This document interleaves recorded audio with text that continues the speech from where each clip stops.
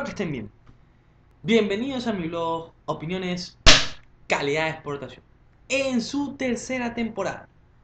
En esta ocasión vamos a tratar un tema que también tuvo un manejo político y mediático fuera de contexto histórico, el cual fue el centenario de la hoguera bárbara, del asesinato de Eloy Alfaro, expresidente de la República del Ecuador, de Flavio Alfaro, Medardo Alfaro, Ulpiano Páez, Manuel Serrano, Luciano Corral y previamente Pedro J. Que el símbolo de Eloy Alfaro ha sido tomado como estandarte junto a Simón Bolívar del gobierno de Rafael Correa ha hecho que muchas personas se sesguen y lleguen a odiar a Alfaro tanto como a Correa, solo porque lo utiliza Correa, sin olvidar el contexto histórico. Y también los correístas, ensalzando la figura de Alfaro y descontextualizándolo de lo que era en esa época. Y también viendo que los enemigos de Alfaro son los enemigos de Correa. Tomar en cuenta este hecho y analizarlo históricamente y dejarlo de lado políticamente. Una breve reseña de lo que fue este episodio conocido por Discanseco como La Hoguera Bárbara. Ecuador vivía una época de transformaciones, ya que luego de la revolución liberal, la auténtica revolución que hubo en el Ecuador, ya que el gobierno era tradicionalmente conservador y oligárquico por las élites costeñas o serranas, que por el concertaje se alternaban el poder y dejaban sumidos en una posición de cuasi esclavitud y sin derechos a los indios, a los negros, a ciertos mestizos y a las mujeres y a los niños. Con el poder de la Iglesia Católica, de los hacendados serranos, de los agroexportadores costeños, se sumían gobiernos, que el país estaba en un caos, que era Ventimilla, los gobiernos progresistas que algo hicieron, pero que no se hizo mucho, tal vez se hizo mucho por Antonio Flores Gijón. Cordero Crespo era una persona muy letrada, muy inteligente, pero débil políticamente. Y todos lo conflugaron a odiar por el famoso episodio de la venta de la bandera. Este episodio en que el buque Esmeralda, de propiedad chilena, quería ser vendido a Japón en su guerra contra China. Pero Chile se había declarado neutral, entonces no podía vender el buque. Entonces se hizo de que Chile se lo vendía a Ecuador. Y Ecuador, como buen amigo, en realidad el único amigo de Chile en Latinoamérica, le vendía el barco a Japón. Entonces no pasaba nada. Conexión hecha por Plácido Camaño, expresidente y gobernador del Guayas en esa época. El problema fue de que el barco tenía que haber ido con bandera japonesa, no con bandera ecuatoriana. Si se hizo la venta de Ecuador a Japón, supuestamente. Entonces esto se descubrió y se dijo, la venta de la bandera, la dignidad y el orgullo del país, y lo atacamos que fue culpa de Cordero, de que hay que sacarlo a Cordero, de que no.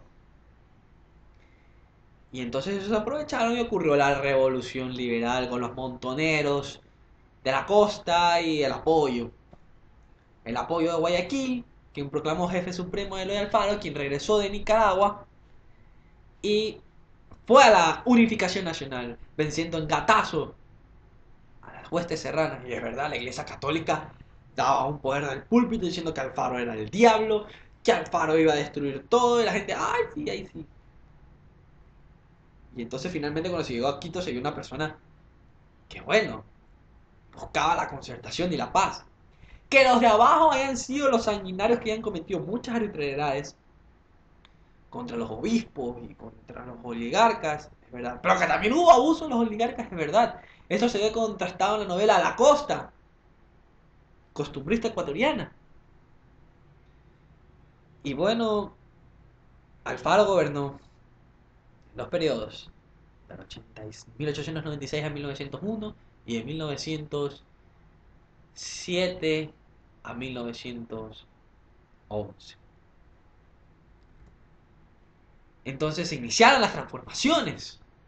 Transformaciones en la división de la iglesia y del Estado, de la eliminación de los impuestos sobre los indios, del diezmo, de la creación de las escuelas normales, la culminación del ferrocarril y tantas obras. La adopción del escudo, la bandera, el escudo definitivo y la bandera definitiva.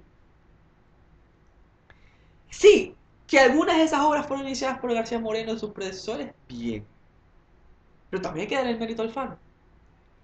El problema fue que Alfaro era de los radicales, junto a Pedro Montero, Pedro Alfaro y estos. Mientras que Plaza, Julio Andrade, Lizardo García y otros eran de los moderados o placistas, estos liberales aburguesados que se dieron a los intereses de la verdadera oligarquía plutocrática. Por tanto, cuando fue el gobierno de Plaza hubo el distanciamiento con Alfaro. Y es por eso que Plaza colocó al suyo, Lizardo García. Y por eso vino el golpe de estado de Alfaro.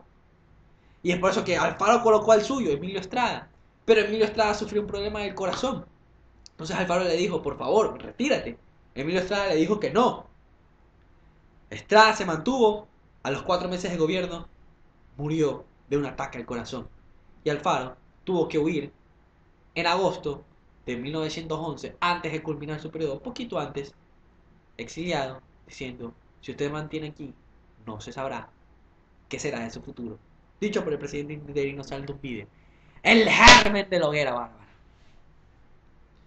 Entonces, bueno, murió Estrada en diciembre de 1911 y se proclaman jefaturas supremas. Pedro J. Montero en Guayaquil, Flavio Alfaro en Manabí, todos dando a que Eloy Alfaro regrese y retome el poder. Mientras que por las huestes gobernistas, Carlos Frei de Saldumbide era un simple títere histórico, ya que el que tejía los hilos históricamente era Leonidas Plaza Gutiérrez, el hombre detrás del poder, apoyado por el general Julio Andrade también. Y finalmente se dieron las confrontaciones. Llegó Alfaro en enero de 1912, pero él dijo, estoy cansado, estoy viejo, regreso a conciliar como mediador. Pero no, se dieron las batallas de Huigra y de Yaguachi, en donde las tropas gobernistas, con armas que Alfaro adquirió para la defensa de la patria en contra de Perú, que era el Tumbes Marañón de la guerra de 1910, con esas armas se derrotó a las huestes alfaristas. Y se llegó a un acuerdo, a un tratado firmado en Durán, y en que estuvieron de testigos el cónsul de los Estados Unidos y el cónsul del Reino Unido, en que se iba a respetar la vida de los vencidos y que los vencedores no tomarían represalias, que se mantendría el orden.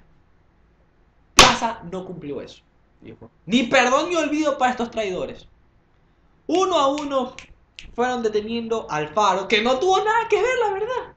Fueron a conciliar, pero porque era Alfaro, era el líder. Chapeta, a la cárcel. Igual que Montero, Flavio Alfaro, Manuel Serrano y todos ellos. Primero vino el sanguinario acto en contra de Pedro Jacinto Montero Maridueña, el 25 de enero del año de 1912, 24-25 de enero, en que en la gobernación del Guayas se lo procedió a juzgar sumariamente. Sentenciado a 16 años de reclusión mayor con degradación militar deshonrosa, por traición a la patria, por atentar contra el orden constituido. Perfecto, pero las huestes estaban ávidas de la muerte. Y entonces se dice, no es posible. Ni el propio abogado de Montero quiso hacer. Entonces Montero salió al tío así. Dijo, ¿quieren mi vida? Está bien, se las doy, pero mañana. Y entonces un cobarde sátrapa de los que hay, esos tontos con iniciativa, dijo, no queremos tu vida mañana, la queremos hoy. Vino con un arma, bueno, esto es una escopeta, un arma, ¡pum! ¡Pah! Lo mató a Montero con un tiro certero en la frente. Luego cogió y le dio de culatazos. ¡Ta! ¡Ta! ¡Ta! Lo terminó de rematar. Y la gente, muchedumbre, lo terminó de... Dale, que se muera ese. Cogieron el cuerpo y lo lanzaron por la ventana hacia el lado de el malecón. Bajó la muchedumbre, lo ataron, lo arrastraron desde 9 de octubre, desde Malecón y Aguirre hasta 9 de octubre. Viraron y llegaron hacia la plaza de la iglesia de San Francisco, donde una pila, cogieron, lo desmembraron, se cogieron el corazón y los testículos como trofeo y lo quemaron. Ante la atónita mirada del pueblo, nada podía hacer porque estaban en estado de sitio, en estado de excepción. Ese crimen quedó impune. Y ese era el preludio de lo que ocurriría el 28 de enero. Alfaro y los demás fueron llevados en el mismo tren que construyeron hacia Quito, hacia el panóptico que construyó García Moreno. Detenidos. Ya previamente se había convocado a la muchedumbre asusada por la iglesia y por los conservadores, diciendo, ahí viene el diablo, hay que desangrar a la patria, hay que lavar el honor de este tirano, de este diablo. Se convocó a la mamalucha, a los matarrifes, a las prostitutas, a los delincuentes, a toda la maldad de aquí. Y el coronel Alejandro Sierra, que era encargado de la seguridad, dijo, bueno, yo ya hice mi parte, ustedes la suya. Abre la puerta y comenzó el caos, la barbarie. A Luciano Corral le cortaron la lengua. A Eloy Alfaro, un cochero vino y ¡pum! Lo terminó de rematar. Flavio Alfaro y Medardo Alfaro fueron asesinados, al igual que Manuel Serrano. Intentaron agarrarse del balcón, los punzaron y ¡ah! Cayeron también. Lo insultaron, se fueron, intentaron, les dieron de culatazos, de palazos, de escobazos, de riflazos. Sacaron los cuerpos. Uno que otro pudo haber estado vivo cuando salieron, pero la mayoría estaban muertos. Los desnudaron, los amarraron y los arrastraron por Quito hasta el Parque El Elegido, donde encendieron la paila. Los quemaron. Y los quemaron. Y salió el fuego y el humo, no de un papa electo, sino de la supuesta redención de la patria. Era domingo y con bandas de guerra y todos ebrios y tomando chiche y ya parecía una escena dantesca del infierno. La barbarie impropia de un país civilizado. Freire Saldumbide en silencio. Plaza, nada dijo. Autores intelectuales se presumen. Finalmente, ¿qué pasó? Se hizo una investigación. Pío Jaramillo dijo, yo acuso. Pero no se pudo llegar a nada, no se pudo demostrar la responsabilidad de Leonidas Plaza o del gobierno. Pero sí su inobservancia, su inoperancia y su negligencia en evitar los hechos. ¿Qué van a decir? ¿Fue Fuente Ovejuna? ¿Fue el pueblo de Quito? No, habían cabecillas pagados. ¿Por quién sabe quién? Por los líderes que les convenía la muerte de Alfaro. Sí que les convino. Porque Leonidas Plaza subió al poder luego en 1912, en agosto. Como diría la leyenda, con escaleras bañadas en sangre. Ya que el general Julio Andrade, aliado de Leonidas Plaza, culpable también en su medida de la muerte de Alfaro, se fijó luego que no, pues él quiso ser candidato presidencial, se alejó de Plaza y lo denunció. Y luego en el incidente del armariazo, que le lanzaron un armario para encubrir su muerte, que otro cobarde que cogió ¡pum! Y lo mató, se acabó el único opositor de Leonidas Plaza. ¿Quién subió? Dictó la ley moratoria, le cayó la Primera Guerra Mundial y fue el preludio de la crisis financiera de los años 20 del Ecuador. Entre otros sucesos, la Revolución Juliana y la matanza de los trabajadores de 1922. Porque hubo este concertaje de los liberales que se mantuvo, sí, religión alejada del Estado, pero en otros aspectos más suaves, más tranquilos, menos radicales. No quiero decir con esto de que Leonidas Plaza mató a Eloy Alfaro, como se quiere decir, pero que le convino su muerte y que no hizo nada para evitarla. Y que el gobierno de Frei Saldumbide fue inoperante, se hizo de... Sí, no sé. Pero es que tampoco vengan a decir de que Diario El Comercio mató a Eloy Alfaro. En esa época, 1912, habían cantidad de diarios que aparecían y desaparecían. A lo mucho aquí en Guayaquil estaba El Telégrafo, Quito El Comercio, y había otros diarios por ahí que, bueno, están, no están. Pero el acceso, el tiraje, no es como el de ahora. Mucha gente no sabía ni leer ni escribir. Mucha gente no tenía acceso a la prensa. No era letrada. Eran los de las ciudades los que se establecían. Y esos periódicos, lamentablemente, en esa época no había criterio periodístico. Eran periódicos amarillistas y eran periódicos plenamente identificados con facciones políticas. Periódico conservador, periódico liberal, financiados o escritos por miembros de estas organizaciones. Entonces no podemos juzgar a la prensa de ese entonces con la prensa de hoy. Que algunos errores se mantienen, sí, pero ha evolucionado y mucho. ¿Quiénes fueron los culpables entonces? Diremos, ¿fue Plaza el culpable? ¿Fue Freire Saldumbide el culpable? ¿Fue el pueblo de Quito el culpable? ¿Fueron los que trajeron a Alfaro los culpables? ¿O fue el mismo Alfaro el culpable por volver? Se parece a la muerte de Jesús. ¿Quién fue el culpable de la muerte de Jesús? Entonces, por memoria histórica, eso sí, se tiene que reabrir el caso. Es una injusticia. Yo de niño, yo veía, pero hubo esto y no hubo ningún sindicado, no hubo ningún culpable. ¿Dónde está la justicia? O sea, se pudo cometer tal barbarie y nadie fue condenado, fue sentenciado, fue imputado. Al menos con fines históricos. De dejar sentado que la justicia existe, se debe reabrir el proceso y encontrar a los verdaderos culpables. Por acción o por omisión. Pero que no se lo tome políticamente. Ah, y otra cosa. Decir que Alfaro era líder de la izquierda socialista revolucionaria es un error histórico.